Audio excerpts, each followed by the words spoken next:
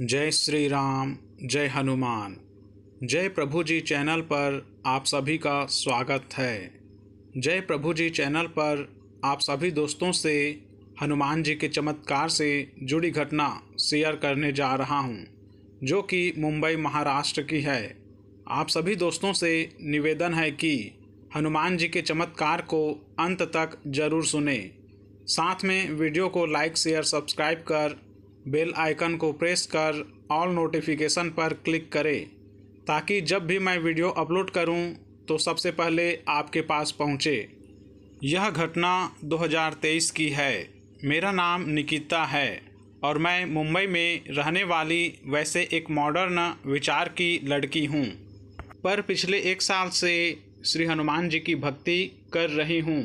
जब भी संभव होता उस शनिवार को श्री हनुमान जी के मंदिर जाकर दर्शन कर आती थी। साथ में श्री हनुमान चालीसा का पाठ भी करती थी। इसी बीच मेरी शादी भी मुझे चाहिए था। वैसे परिवार में तय हो गई। शादी की डेट नज़दीक आ रही थी और आज भी मुझे याद है वो भयानक रात, जब मेरे हनुमान जी ने न सिर्फ मेरी लाज बचाई और मेरी जान पर बीते संकट से भी बचाया। उस रात मैं अपने डिजाइनर, जिसको मैंने अपने शादी का लहंगा और बाकी ड्रेसेस दिए थे, उसका फाइनल ट्रायल कर उनको घर ला रही थी। डिज़ाइनर का स्टूडियो मेरे ऑफिस के करीब था, पर मेरा घर वहाँ से ऑलमोस्ट 1.5 घंटे की दूरी पर था और शादी का बहुत सारा काम बचा हुआ था, इसलिए मुझे लेने घर से भी कोई ना आ सका। उस समय लगातार 3 दिन से मुंबई में ओला और उबेर टैक्सी की स्ट्राइक चल रही थी और केवल ओला ऑटो ही चल रही थी। मुझे ट्रायल कर सब लेते हुए रात के करीब 9 बज गए। उसके बाद आधा घंटा सर्च करने के बाद ओला ऑटो मुश्किल से मिली। मैंने अपने शादी के सारे कपड़े उसमें एडजस्ट कर लिए और मैं अकेली ही ऑटो में बैठ अपने घर जाने लगी।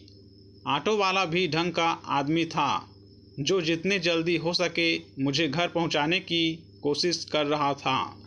पहले 1 घंटे के सफ़र में तो सब कुछ ठीक ही था, पर फिर अचानक 10:30 से 11:45 के बाद हाईवे से टर्न लेकर रेगुलर रोड पर रास्ता जाता था, लेकिन वो रास्ता से जाने के बजाय ऑटो वाला एक दूसरे रास्ते से ऑटो लेने लगा, जो कि प्रेतवाधिक रोड से जाना जाता है, जो हमें उस वक्त पता नहीं था।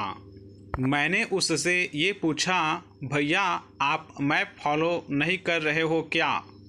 तब वो बोले, जी मैडम, मैप यहाँ से रास्ता दिखा रहा है और इस साइड में मैं पहली बार आ रहा हूँ। मैंने कहा, भैया अभी ऑटो घुमाइए और मैं कहती हूँ वहाँ से चलिए। उसने कहा, ठीक है, और ऑटो घुमाने के लिए वह कोशिश करने लगा, लेकिन ऑटो की गति अचानक बढ़ गई। वह बोला, मैडम मेरा ऑटो रुक नहीं रहा है, पता नहीं ये क्या हो रहा है, पर गाड़ी अपने आप चल रही है और अब अचानक मैप भी चलना बंद हो गया है। मैंने हैरान होकर मेरा गूगल मैप खोलकर देखा तो वह भी काम नहीं कर रहा था, जबकि 4G नेटवर्क फुल था। मेरे साथ अब ऑटो ड्राइवर भी बहुत ज़्यादा घबराया और बोला, मैडम मैं आपको अभी बता दूं कि इसमें मेरा कोई दोष नहीं है। यदि कुछ गलत होता है तो मेरी कोई गलती नहीं है। उसकी बात से मेरी चिंता अब और बढ़ गई। ऐसे में वो रास्ता पूरा सुनसान था, ना स्ट्रीट लाइट थी, ना कोई आसपास दिखाई दे रहा था। यहाँ तक एक जानवर जैसे कुत्ते अक्सर रात में होते हैं, वो भी उस रास्ते पर नहीं थे। हमारी ऑटो अंदर की तरफ जा रही थी और क्या हो रहा था हमारे साथ कुछ पता नहीं चल रहा था। मैंने अपने घर वालों को भी कॉल लगाने की कोशिश की, लेकिन उनकी आवाज़ भी ठीक से नहीं आ रही थी। घर वाले भी मुझे कॉल करने की कोशिश कर रहे थे, लेकिन पता नहीं क्यों नेटवर्क होने के बावजूद भी बात नहीं हो पा रही थी। फिर मैंने व्हाट्सएप पर मेरी बहन को मैसेज किया। ओला की साइट पर मेरी बहन का नंबर भी ऐड करवाया था, जिससे वो मुझे लाइव ट्रैक कर पा रही थी। मुझे कुछ भी समझ नहीं आ रही थी कि अब क्या होने वाला है। मेरा दिमाग एकदम ब्लॉक हो चुका था। ऑटो ड्राइवर ऑटो रुकाने की पूरी कोशिश कर रहा था, पर फिर भी ऑटो अपने आप चली जा रही थी। ऐसे में अब मुझे पता लग गया था कि आज रात मेरे साथ कुछ भयंकर होने वाला है। इसलिए मैं अपनी सारी उम्मीद खो रही थी जिंदा बचने की। और तभी अचानक मुझे श्री हनुमान जी का स्मरण हुआ और मैंने तुरंत ज़ोर ज़ोर से श्री हनुमान चालीसा पढ़ना शुरू कर दिया।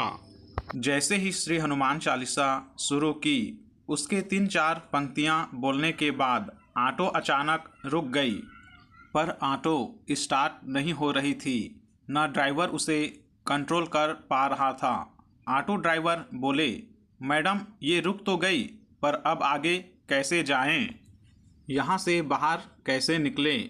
मैंने श्री हनुमान चालीसा जारी करते हुए उससे इशारे से रुकने को कहा, और जैसे ही मैंने लास्ट पंक्ति कहकर सियावर रामचंद्र की जय, पवन सुता हनुमान की जय कहने ही वाली थी कि वहाँ पर उस सुनसान रास्ते पर एक सफ़ेद रंग की गाड़ी आई।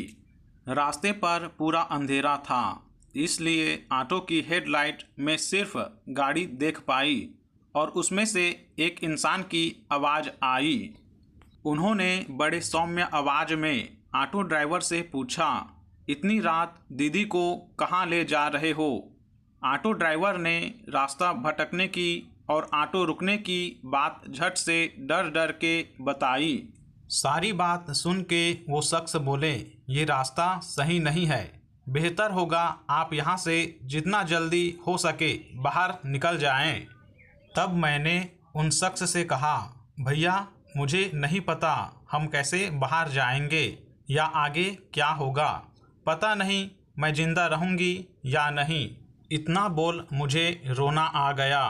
तब वो भैया बोले, दीदी आप बिल्कुल चिंता ना करें, जैसे आए थे वैसे ही बाहर निकल जाइए, सीधा सीधा जाइए, कहीं मत मुड़िए, सब ठीक होगा। इतना कहकर वो अपनी गाड़ी आगे लेकर चले गए। वह भैया जैसे मुझे धीरज देने आए थे। अब मेरे ऑटो ड्राइवर ने कहा, देखिए मैडम मुझे कुछ समझ नहीं आ रहा, क्या करूं? मैंने तब शांति से उससे कहा, आप वापस गाड़ी स्टार्ट करो। आप जिस भी भगवान को मानते हैं उनका स्मरण कीजिए। मैं वापस श्री हनुमान चालीसा शुरू करती हूँ।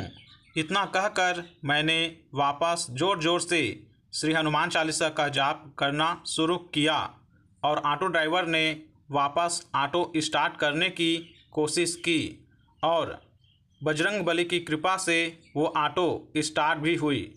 हम कुछ समय बाद वापस उसी रास्ते पर आ गए जहां से ऑटो वाले ने रॉन्ग टर्न लिया था।